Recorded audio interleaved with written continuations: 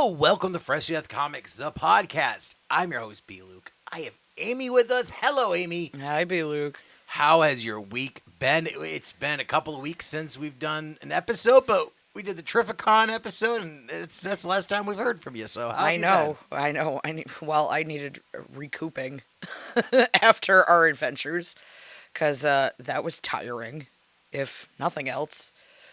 Just so many steps. I think I hit like 13,000 steps on every day of the con, so no wonder I was tired. There's a lot of walking. So It's that's a why lot I of said walking. if your foot is broken, it's not the best place. Saw the doctor. So glad I used the wheelchair because they said my foot is comparative to Jello at this point. Yeah. She says it's like Jello. It's just waiting to hard, so just keep it in the boot for now. It's just hardening. And I'm like, I'm so glad I wasn't pushing it walking on the foot.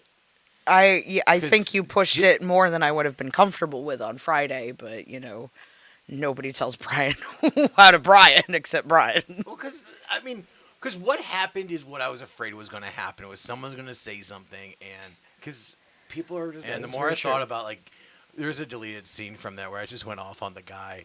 Because I was like, oh, I don't like the way it sounded. But the more I think about it, the thing that makes me the most upset is at a Comic-Con are not people who are fit. There's not Bradley Martins. There's not these chiseled Brad Pitt people who are in shape. Yeah. They're all fat asses who can barely run as it is. And I know I could take any one of them in any kind of sport. Well, I mean, he was obviously scared when you stood up because he beelined right away.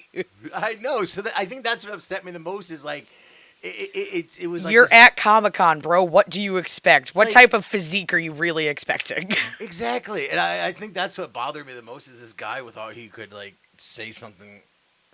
And I'm not in a wheelchair because it's easy. I find it harder to get around. Oh, it was. I thought it was harder.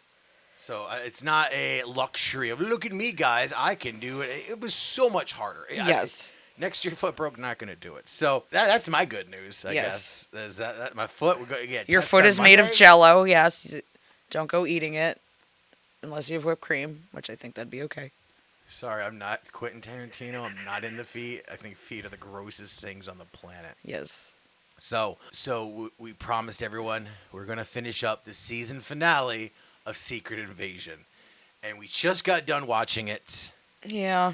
And I have to say... First impressions. I'm so fucking disappointed. Right? I'm so glad I didn't rush out to do an episode last week because nothing happens. Everything I know it's going to happen happens. I predicted the whole episode, and it was just infuriating watching the whole thing happen. Yeah, literally from, what was it, episode 2? Basically, you were like, they're going to do Super Skrulls. Look what happened. They did Super Skrulls. We start out the episode with Fury going to go break into the hospital because he's going to tell the president the truth. All of a sudden, Gravix kidnaps Nick Fury, and they then decide to have a conversation.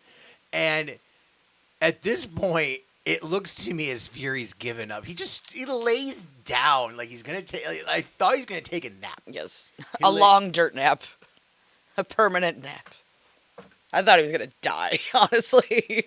But what's cool is, like, I know Samuel L. Jackson. Like, I feel like I've seen so many movies. Like, you get to know an actor. So when he was doing his acting, I was like, man, this is over the top. Like, what kind of fucking cough is that?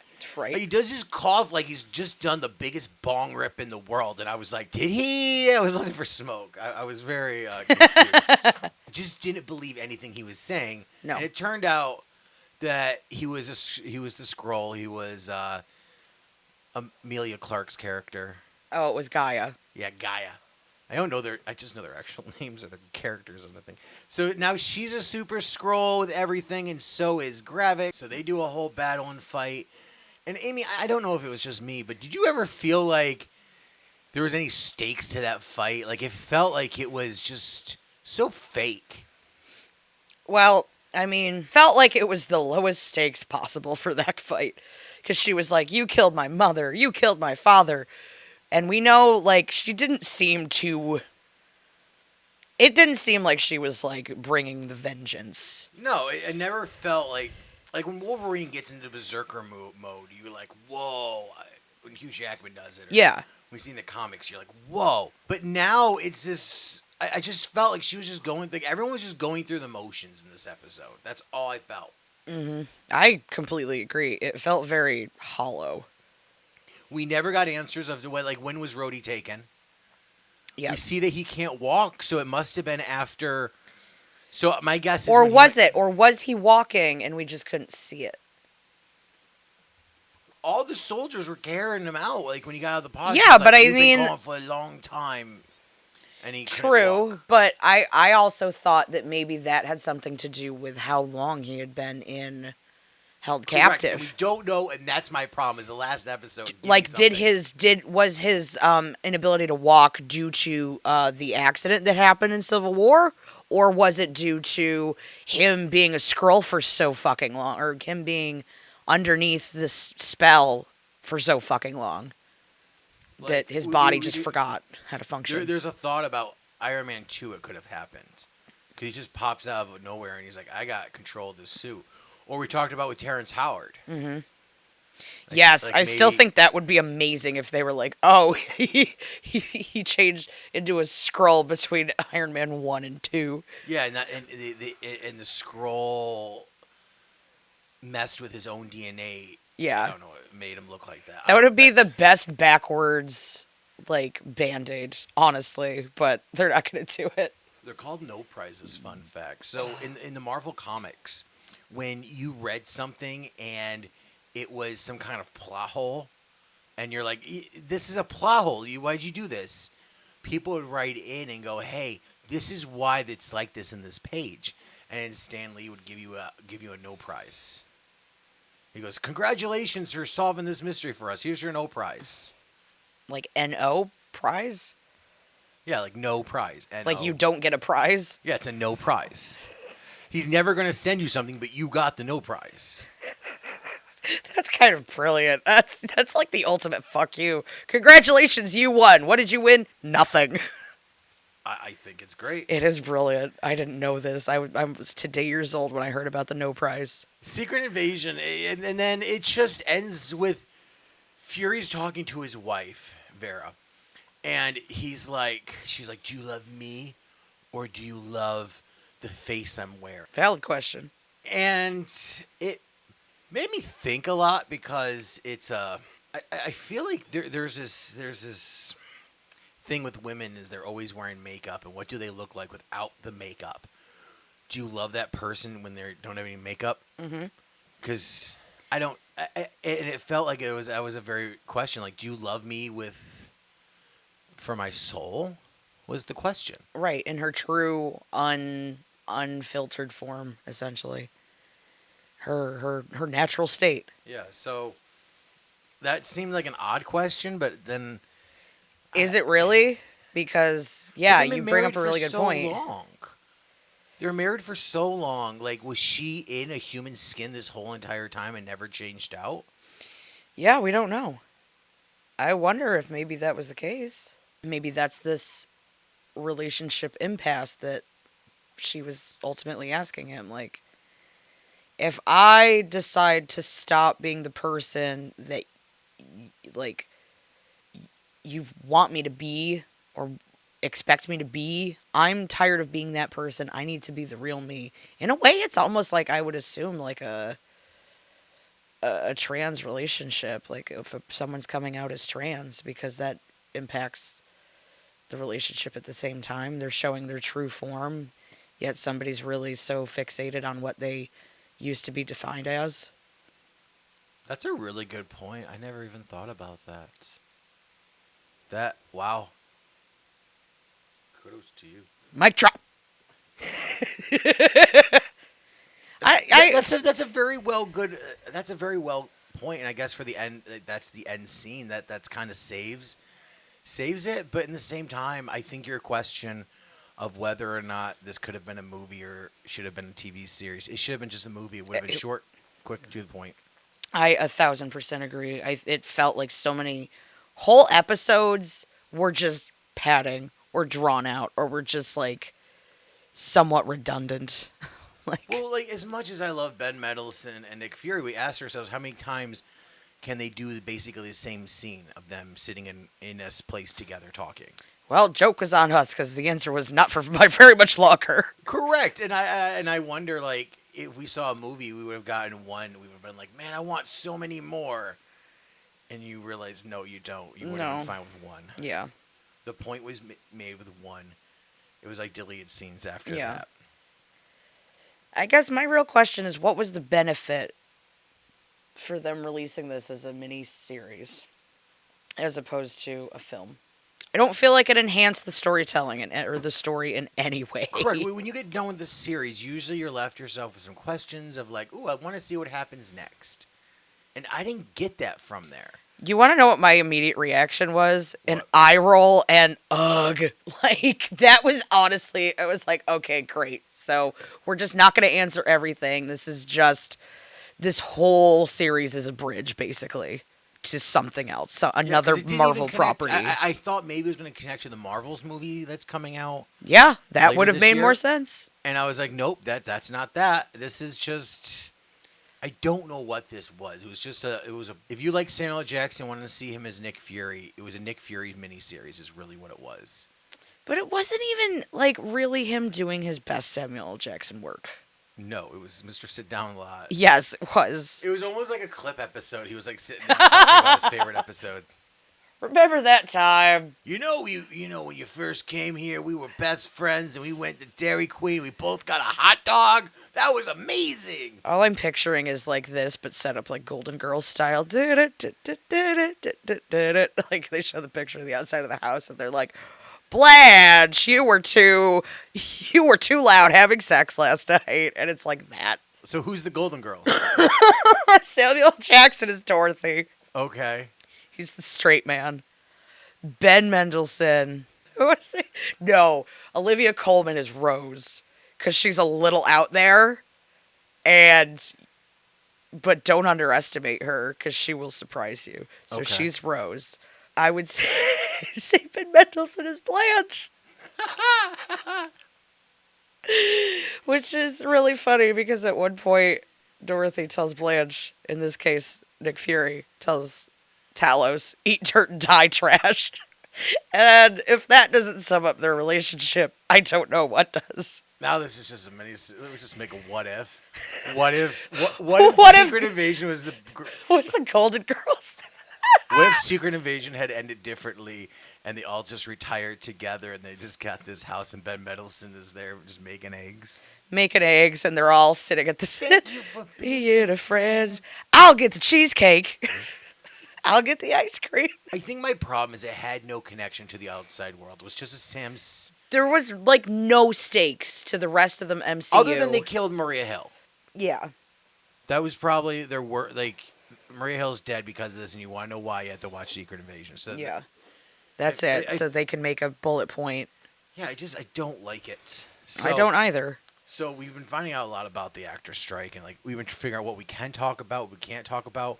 One of the weird areas is Power Rangers is technically on the table because it's not part of they're not part of the writers or actors strike. They're not part of any of the guilds. Why is that? They just never. Is it because they don't use original scripts because they all just reusing Japanese footage. Okay. So the new Netflix movie that came out this year, The Once and Always Ranger, is one of the very few protected under the Writers Guild.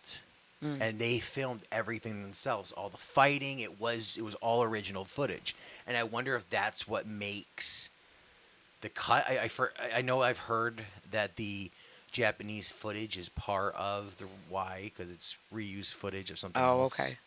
Like they're not really original stories; they're just taken from the Super Sentai version and then made into American.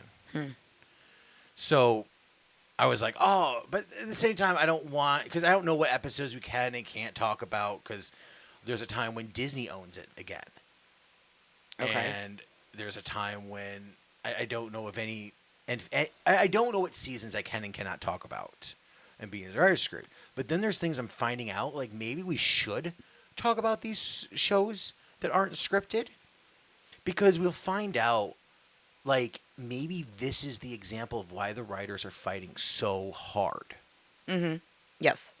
For example, I wish I could play it, but I'm afraid of getting copyright strike by them. But like Zordon, David Yes. Fielding was paid less than $1,000 for his voice for Power Rangers, and it's on all the merchandising. There's toys. I have a communicator that you press the button, and Zordon's voice goes, "Rangers, report to the command center." Yeah.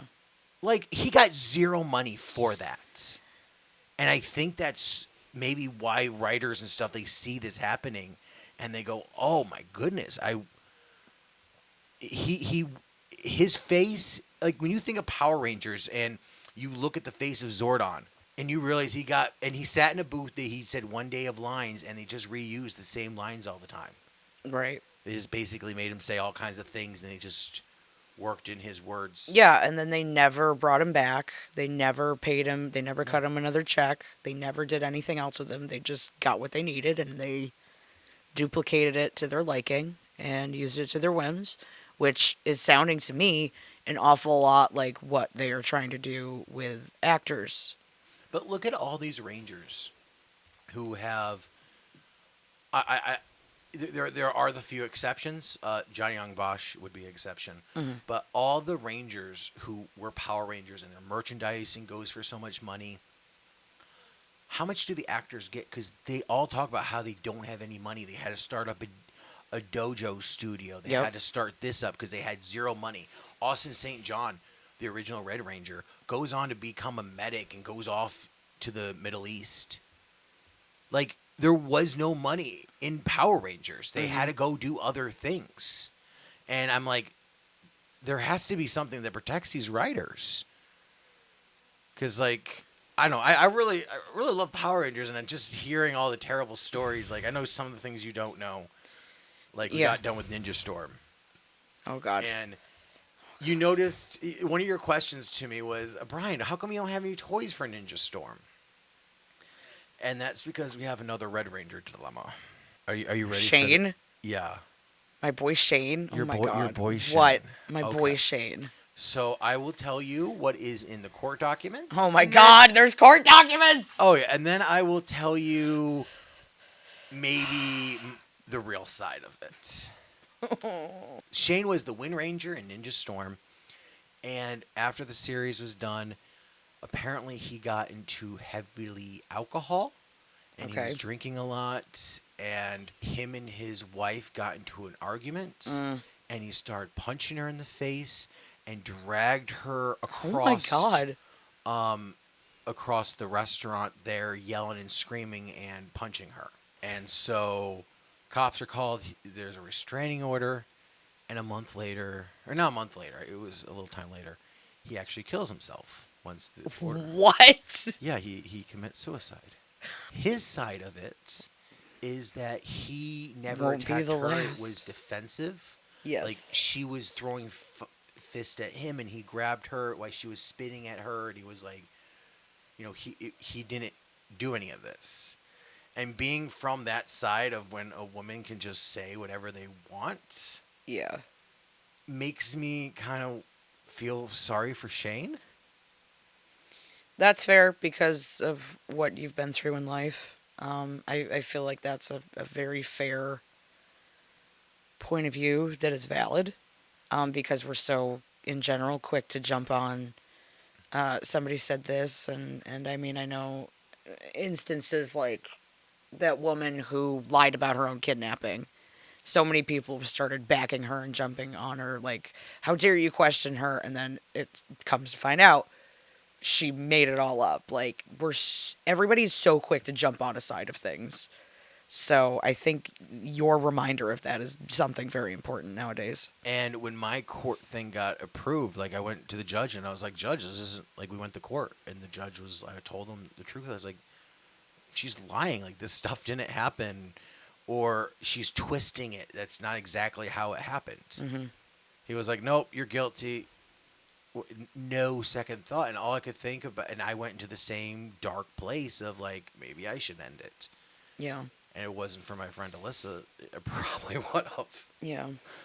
So I feel for Pua, and so part of me is, that's why I didn't know when to tell you this. because apparently I didn't want to ruin it on why we're watching Ninja Storm.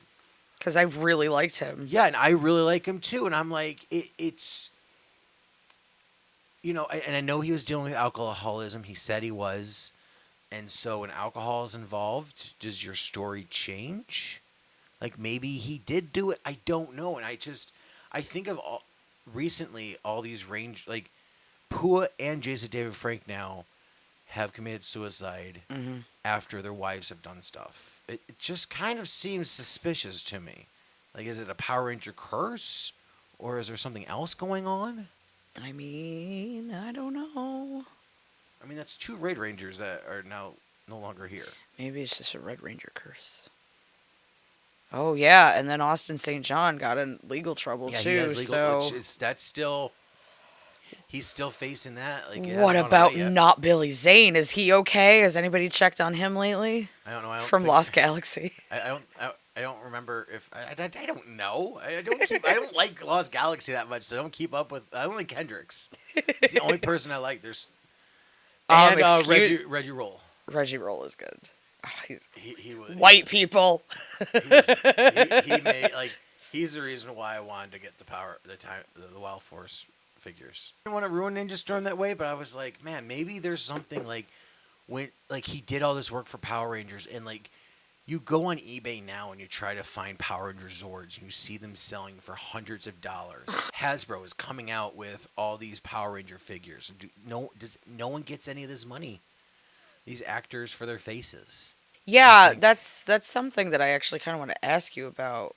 Because I imagine I've flipped through the comics once or twice when you've had them, when you're showing something to me, especially when there's a kitty involved.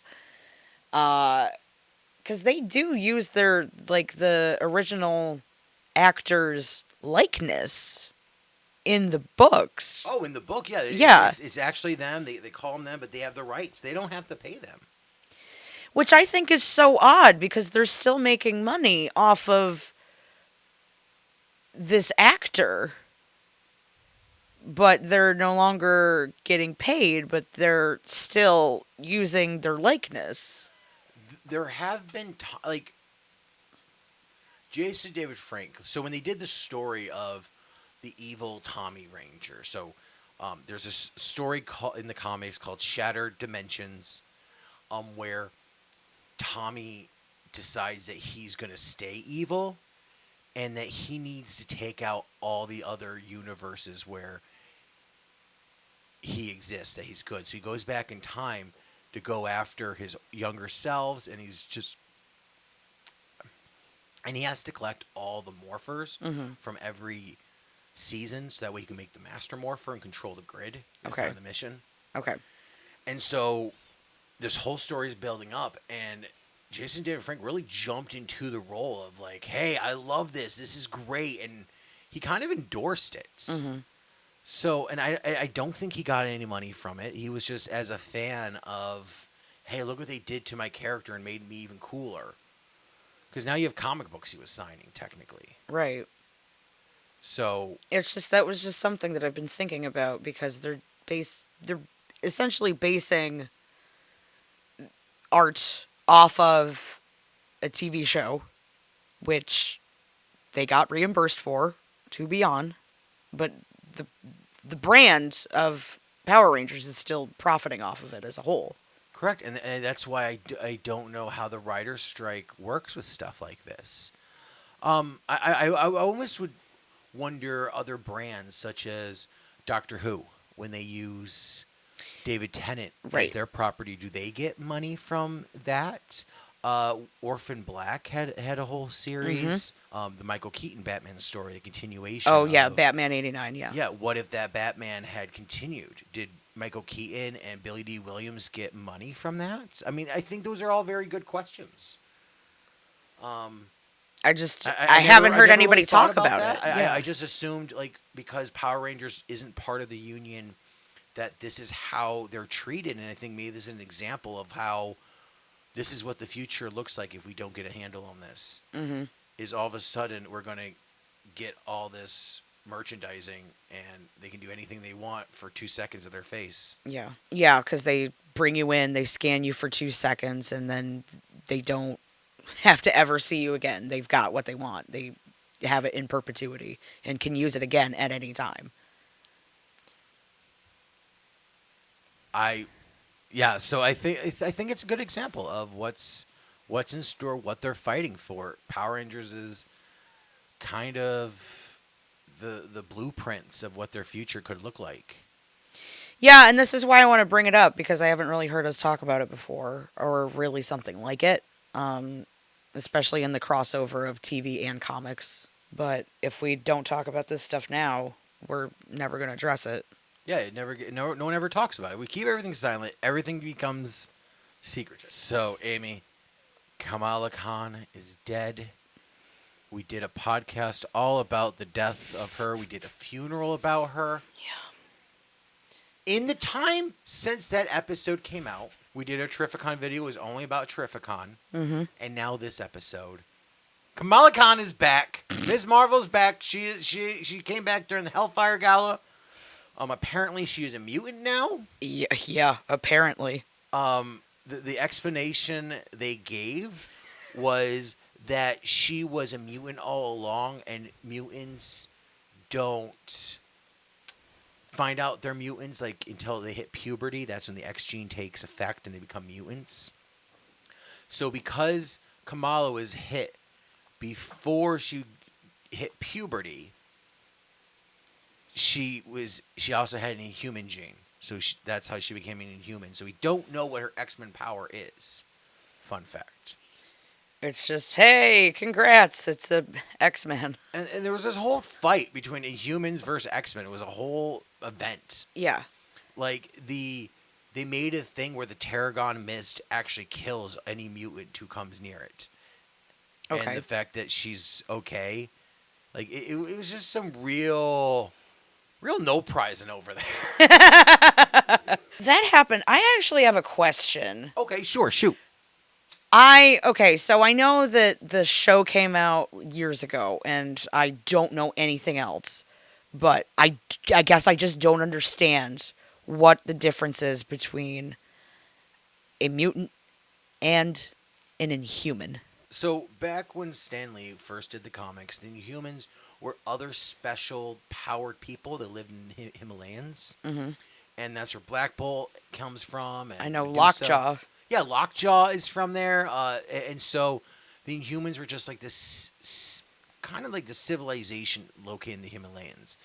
And then once they meet the Fantastic Four, they're like, you should come into the real world and see, you don't need to hide yourself. And then they discover, like, oh, we don't want to live here. We want to go live somewhere else. We got to find our other Inhuman family. Because Inhumans were kind of like aliens as time went on.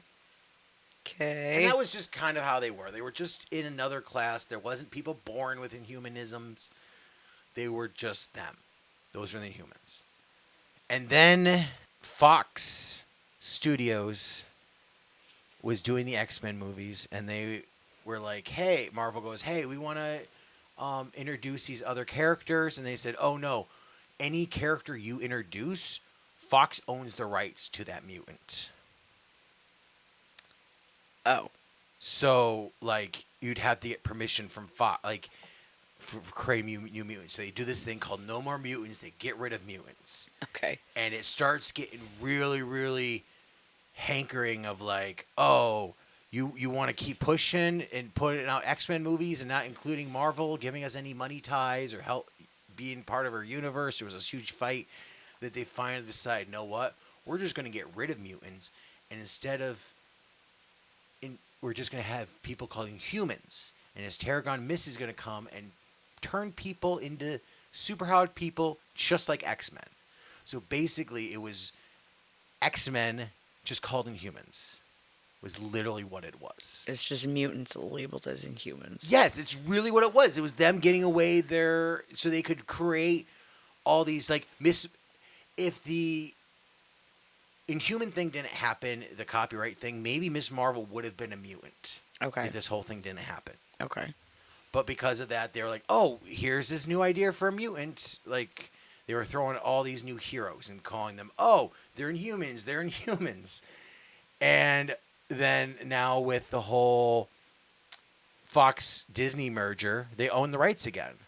So now with them doing whatever X-Men, they could do any characters they want. They could do anything they want with X-Men now.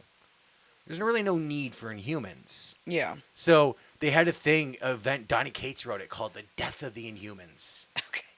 Where he just went and murdered all the of them? Inhumans. You don't say. Yeah. It was great. Seems very on brand for Donny Cates. He was just murdering everybody. Folks, I'd like to take the time to tell you about WeTransfer. WeTransfer has been an integral part of Fresh to Death Comics. We've been using it for, well, darn near 6 months now.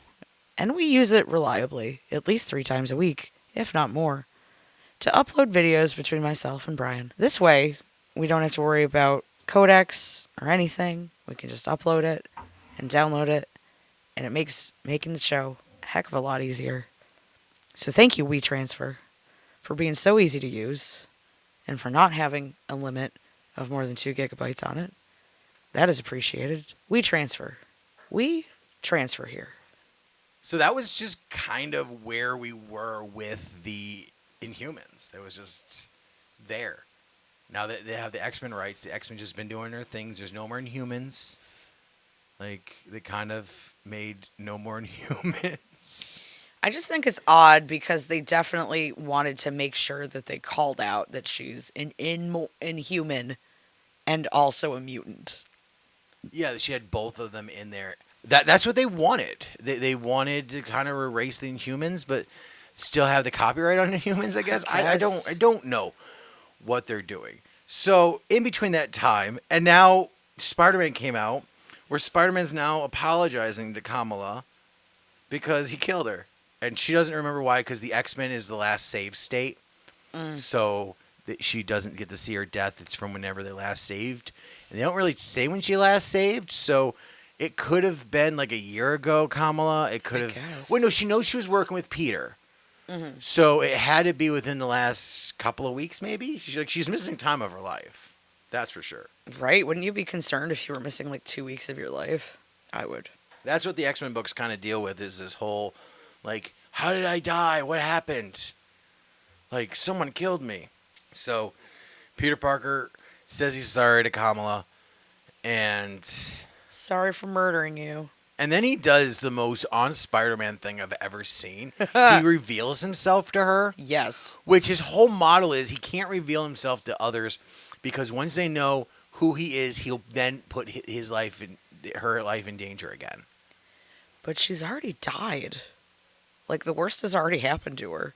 So maybe that's why Peter felt that he could have like. Well, he felt so responsible. Yeah. So this book, where this Kamala story was only like a couple of pages, it's a $10 book. It's outrageous because there's only like so much actual story. So there's this whole wedding between Randy Robinson and Janice Lincoln, who her father is Tombstone, like he's a villain. Okay. And so basically, Randy's going to be marrying a supervillain. Okay. Because her daughter's also a supervillain. Oh, okay. It's Blue Beetle. I forgot to mention that. Oh, okay. Like, maybe I should have mentioned that on the rundown. I don't know. I don't know. I don't know what's spoilers, what's not, but like just a small portion of the book was about the wedding and that whole thing, and then the rest of the book is all preview events of what's going to come later this year. And I was pretty stoked for a couple of them. Superior Spider-Man. Yes. The Doc Ock story. Like, he wants to become Superior Spider-Man again, so he's going to go kill Peter? Again, apparently. What's he going to do? He's going to moita him. They're really leaning into the Spider-Boy story, and I don't know if I like Spider-Boy yet. Yeah, I'm uncertain. I got mixed feelings on him. So the Spider-Woman story was pretty interesting. I was kind of shocked that that's where they're going to introduce of what this whole series is going to be. Yeah. Is she's searching for her baby, Jessica Drew. Like, someone stole Jessica Drew's baby. Like, that's... I remember you mentioning this, and Jessica Drew also showed up this week in Captain Marvel Dark Tempest. But she was calling everybody from the Avengers to the X-Men, but it was to help Carol. And you were like, oh, because she was right? Because she was calling she's trying to figure out, like, she's contacted all the superhero people, see if they know. It opens up with her, like, busting into the bar with no names and, like, kicking ass and being like, where's my baby? Yeah. There was no mention of that, but it was interesting that she was frantically contacting fellow heroes in both. What happened? I'm very interested. I'm gonna read that series. I think that one out. You were like, "What is this new spider horror thing in the back of the book?" Yes, I was, and I was excited because that is Spider-Man Reign. That was a Spider-Man story told about a futuristic Peter Parker, one where he kills MJ. Oh, would you like to know how? Yes. I would. This is why the podcast is no longer for kids. Okay. So, how does how does Peter Parker become Spider-Man? He gets bit by a spider. Radioactive spider. So his blood is radioactive. Yes. All of him is radioactive, including his semen. So every time he and MJ got together, his semen was radioactive and gave her cancer, and she died because of that. She was murdered by his cum. Literally. Literally murdered by his cum. Wow. Well, that's not a phrase that was on my bingo card for today, but here we are. I know. That's why when you were like, what is this? I was like, this is one of my favorite Spider-Man stories. So fun fact about this book is I actually kind of read it twice because the first time I read it, I didn't understand it. Okay. Why didn't you understand it, Brian? I didn't understand it because I didn't really know how, like, the reproductive things work. You mean sex? Yeah. Coitus, as you say? So when the line is, I forget the exact line, but the line is like with every time he went inside of her, and I was like, I don't know what that means. And we were in the shop once, and people were talking about it. I was like, I love Spider-Man Reign. He goes, someone's like, you love radioactive semen killers? And I was like, what are you talking about? And like they showed me, and I was like, that's not what that means. And everyone in the store is like, yeah, bro. Yeah. Wait. I was really humiliated. Wait, I'm sorry. I love you. I want this to be a safe space. But also, I have to rag on you because it's entertaining. What did you think was happening instead in the book, in your own words? I thought him just being with her, like his sweat, like when they cuddled. His sweat was caught, like his whole body was the radioactiveness. Okay, you thought it was bodily fluids. Well, not really. I just through thought a layer it was him, of skin. Essentially, yeah. Like him touching her was like giving her radioactiveness. I didn't really get that out of it, and yeah, it was just because I don't know these things, and there's a lot of things I'm learning. Yeah. Look, you still can't say the word bra around me, so. I know, and I don't understand. You have this new job, and you have to do things that I didn't think ever happened. I measure. I do bra measurements, yes. This is correct. And I don't know what that meant until you told me, and I'm like, you gotta like put your hands up in there, and I was like, this sounds insane to me that women would be like, yes, go ahead, do this.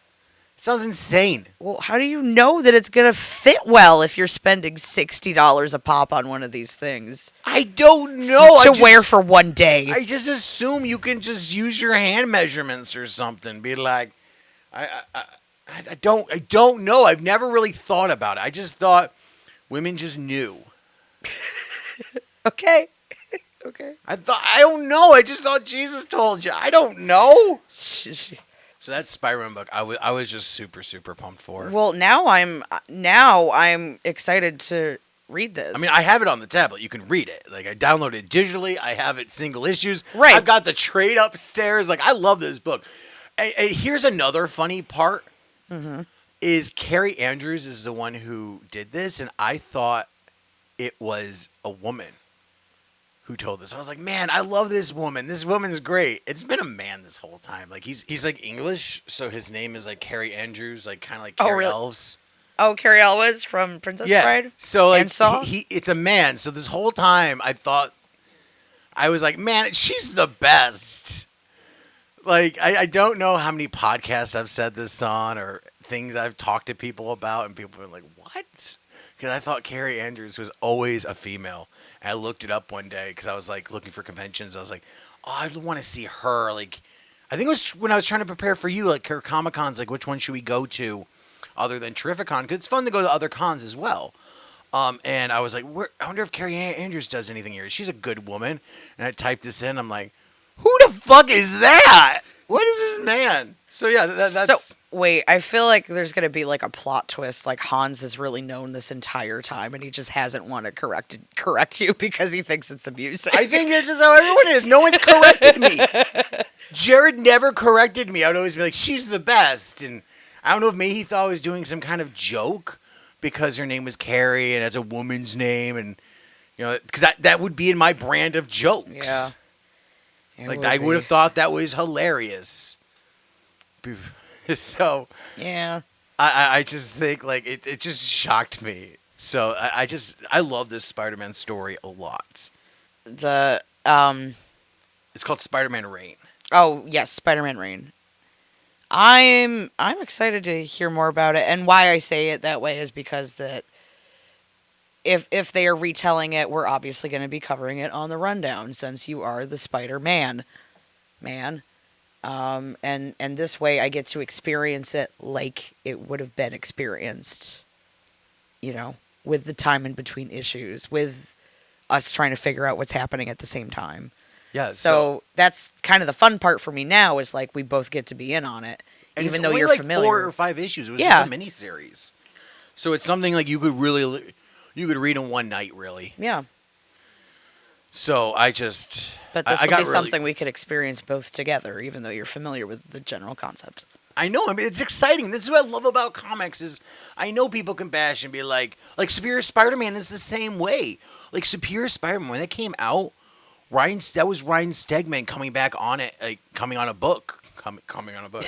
Literally coming on a book. This is me, one of the Ryan Stegman. Ryan Stegman was the artist for the ongoing series. Like he'd done She-Hulk. I met him at Chicago. So I was like, this is like the first time I've met him and he's doing this book. I was beyond ecstatic. So to come back and I'm like, man, what's going to happen this time with Superior Spider-Man? Am I going to meet a new artist? Like if they get some artist that maybe hasn't done Spider-Man before, will I fall in love with a new Spider-Man artist? I'm pretty stoked. Yeah, the possibility is there. I mean, unless it's in that like chibi version of that that was in this last issue. There was all kinds of weird. There were some fun things like with the duck story. Yeah, that's what I'm talking about. Yeah, but Spider-Boy they're pushing real hard on. Yeah. But so Amy, I know a lot of your books have come to an end. Harley Screws Up the DCU ended. Yeah. That was quite an enjoyable book. I enjoyed it. It was very, very tongue-in-cheek Harley. It was almost kind of her version of What If, in a way, like a DC. I wish you kind of knew. So I don't know if you got this joke or not, but you remember in this last issue when Martian Manhunter shows up and she sets him on fire with the flamethrower? Yes. Do you know what Martian Manhunter's worst fear is? Isn't it the yellow sun? It's fire. He's afraid of fire. Like, he's petrified of fire. Like, that's his weakness is fire. It's basically like, what if Harley sick dogs on me?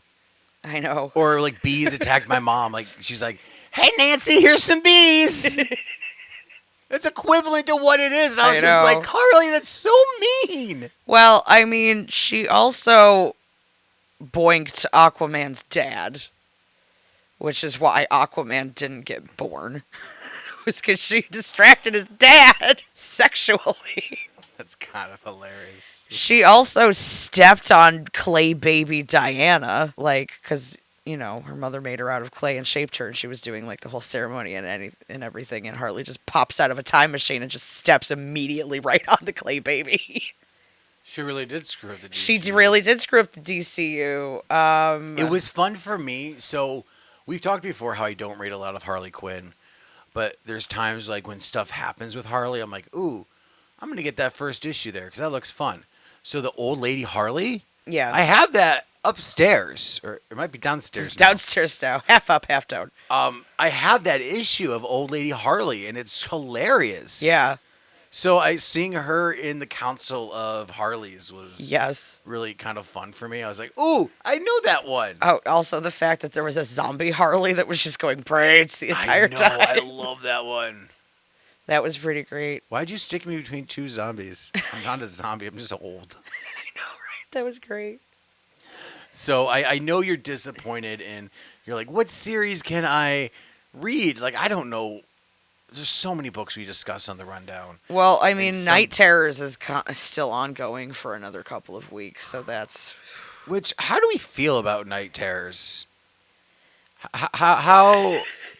Wait, I've been dying to say this comment to you. So, in one of the books this week, we kind of get to see Insomnia's transformation, and all I could think about during these panels is this what Brian just wants to do with his eyelids? just like cut off his eyelids and remove it so he never has to sleep. Oh, that was in Night Terrors, yeah. Yeah. And I meant to say something, so I'm saying it now on the pod. Please don't take this as inspiration. Please don't take this as inspiration. I don't want to cut off my eyelids. Okay, good. It's a nightmare I have of even like hurting them. Okay, good. Because like I feel like my eyelids do more than just help me sleep. If I didn't have eyelids, I would still stay awake. Yes. Like, my eyelids are not what keeps me awake. Yes. So I thought that was insane. But the Nightmare Stone, it ended up in Purgatory? Yeah. It wasn't even any of the dreams. What was the point of any of these books? It wasn't in anyone's dreams.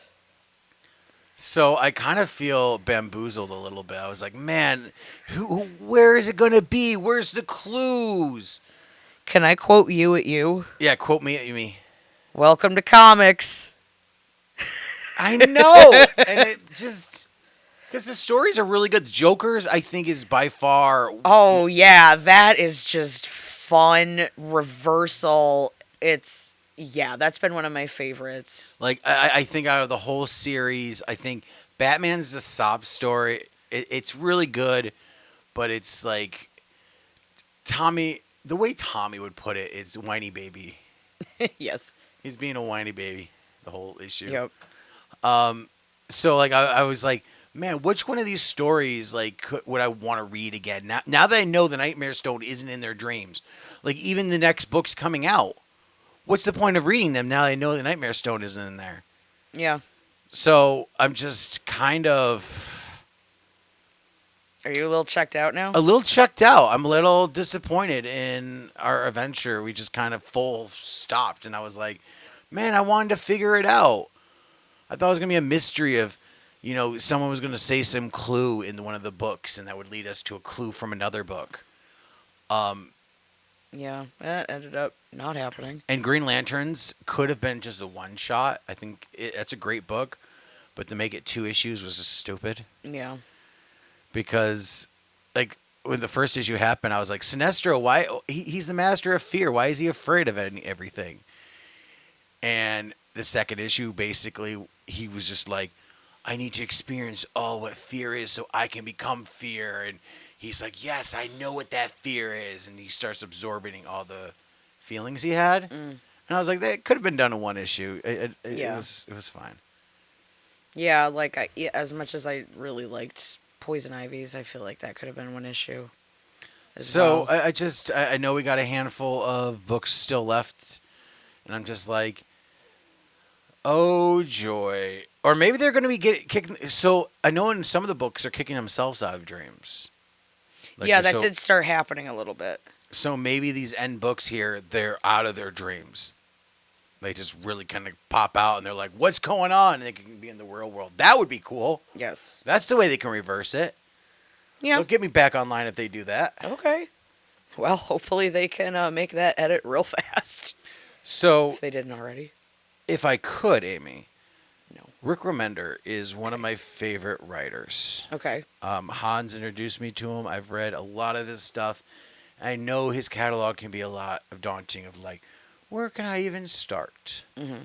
May I suggest his brand new series, Sacrificers? Okay. That was a book from last week, yes.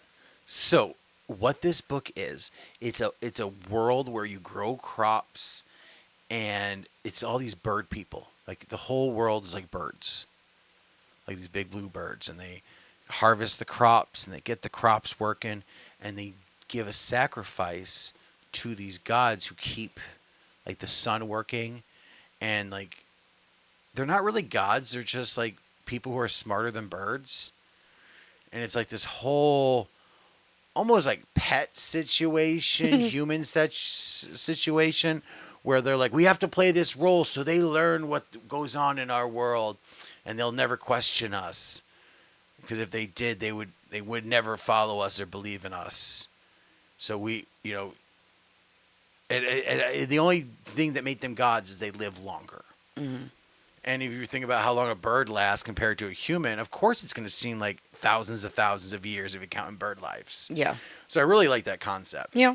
So the book, so that's kind of the whole concept, and you have to do the harvest.